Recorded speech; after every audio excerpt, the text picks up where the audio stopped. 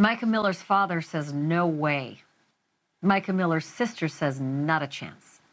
They say it is impossible to believe the official narrative of Mica's tragic and untimely death on April 27th. Suicide by self-inflicted gunshot. By now, we have all seen the video of Mica buying the gun alone, and we've all heard the 911 call where she tells a dispatcher her plan. But Mica's family says you just have to look at the video. This is Lumber River State Park in remote Robeson County in North Carolina. Mica's family went there in person, and they recorded this video, which was given to NewsNation exclusively. And when they mention her estranged husband, Pastor John Paul Miller, they call him Junior. Take a listen. So over here would be where her remains were found down the river, and then all the way through this trail, all the way up here, was where her purse and her phone was found. And this water is not moving; it's just stagnant water. It's not moving at all. So presumably, how would she? There's no logical explanation with the. Or just keep it on if you could. The theory of suicide does not add up to me, because you're telling me her body floated all the way down this stagnant water, and her belongings were all the way up here. We had to walk down a trail, a separate trail, climb through all this mud and trees and fallen debris to even get to where her body was down the water. It's not like she could have, left her belongings and walked down the water and then committed suicide down here, and then somehow the bullets and everything stayed over there. There's no And the gun was found up here. There's no logical explanation for this. The live round wasn't hit by the hammer, so it was ejected, which of course is not what you do if you know what you're doing with a weapon, and Mica does. She's not going to eject a live round to fire it. She already knows that it's ready to fire. So you do not believe she took her own life? I do not. I believe that it was all staged. I believe that the whole thing was premeditated. I believe that the narrative was established by Junior all the way through. Before there was a release, like the day we were notified, he was already saying, she did it, she did it. Why would you do that if you don't have all the information yet?